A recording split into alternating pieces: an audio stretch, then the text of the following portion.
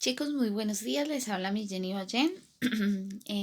Estoy un poquito enferma de mi garganta, pero pues quise hacerles un poquito la explicación de esta presentación para esta nueva parte que vamos a trabajar, que es la teoría de conjuntos en la probabilidad.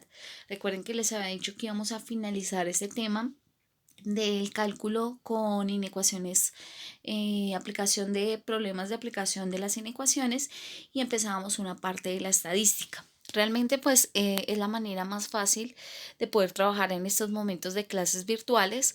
Créanme que estoy haciendo todo lo posible para que podamos trabajar de la mejor manera.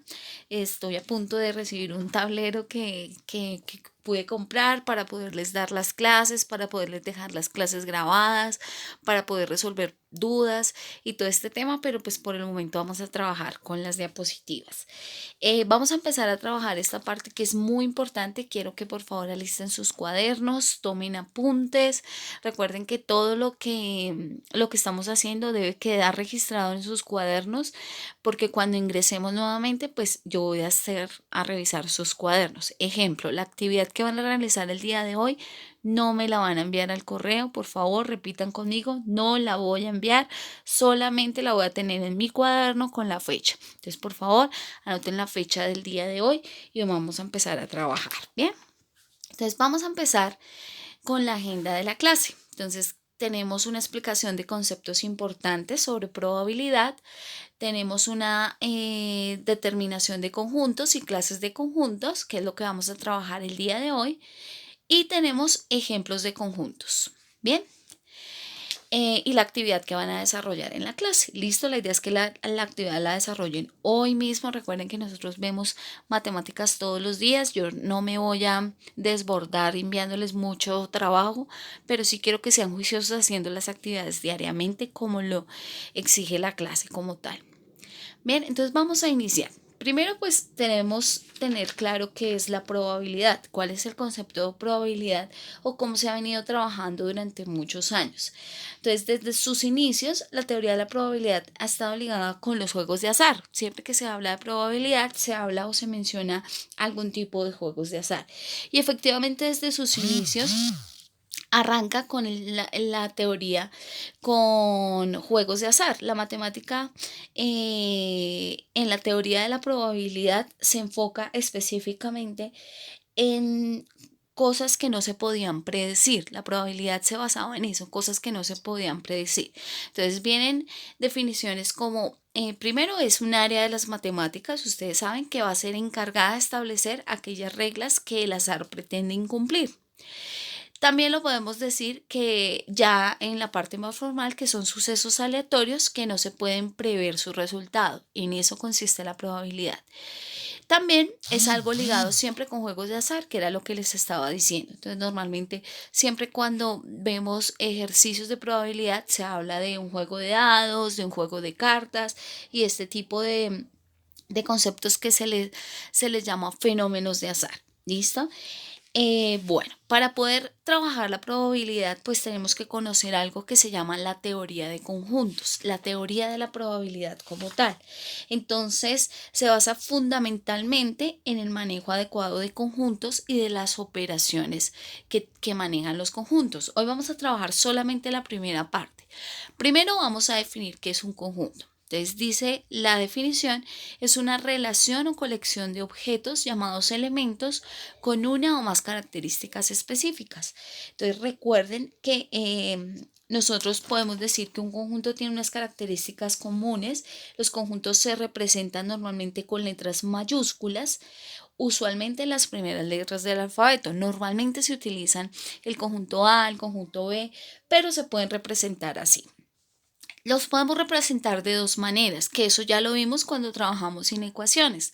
Podemos trabajar conjuntos por comprensión, que son aquellos que nombran todas las características que relaciona sus elementos, y por extensión, que nombra a uno los elementos. Por ejemplo, si yo quiero decir el conjunto de los días de la semana, ahí lo estoy diciendo por comprensión.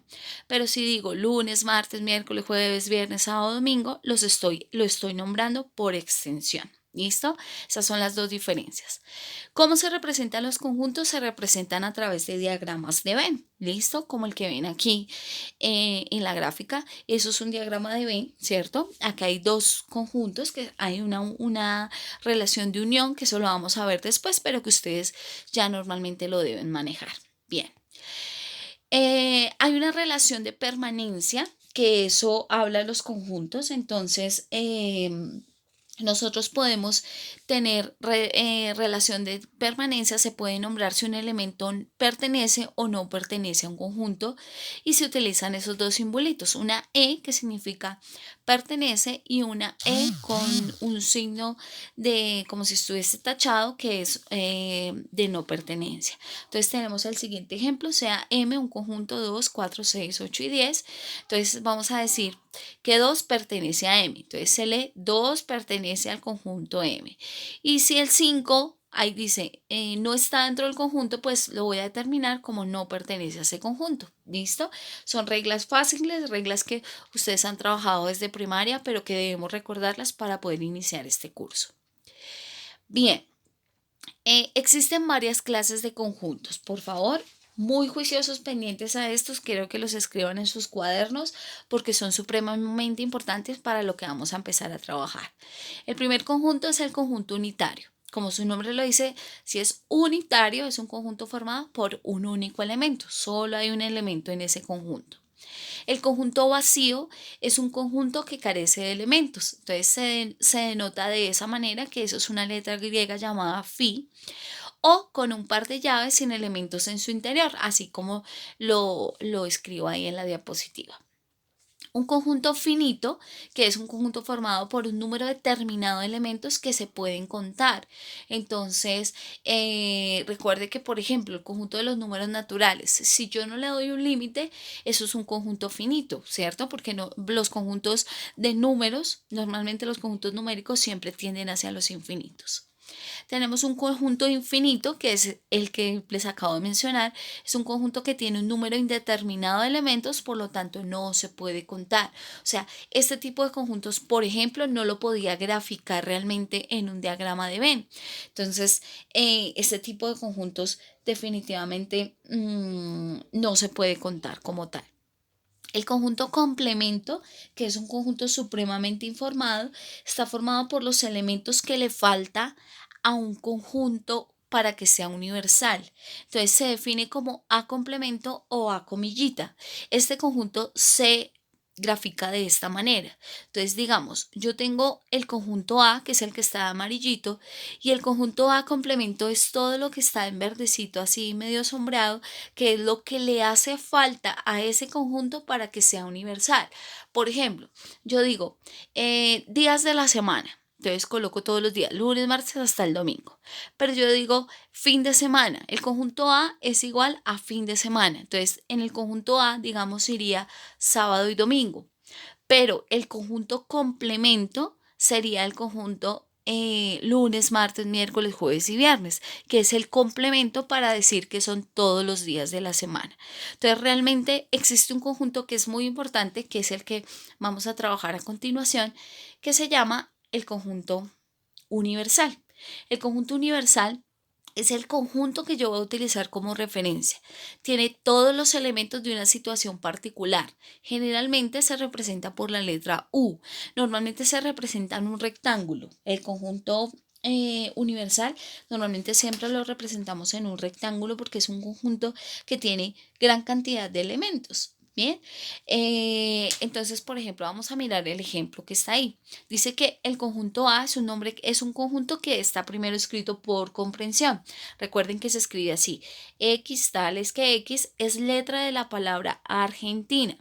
Entonces, en el conjunto A están todas las letras que hacen parte de la palabra Argentina. ¿Lo entienden? Entonces, miren, por comprensión dice, es letra de la palabra Argentina. Por extensión, lo que yo hago es escribir cada una de las letras que componen la palabra Argentina sin repetirlas. Por ejemplo, se repite la A, se repite la N, pero no hay necesidad de escribirla dos veces.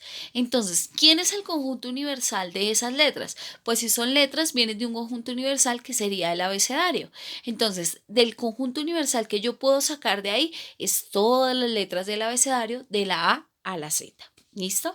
Entonces, recuerden que son el conjunto universal o referencial incluye todos los conjuntos posibles del tema de referencia. Yo puedo hacer diferentes subconjuntos de un conjunto universal.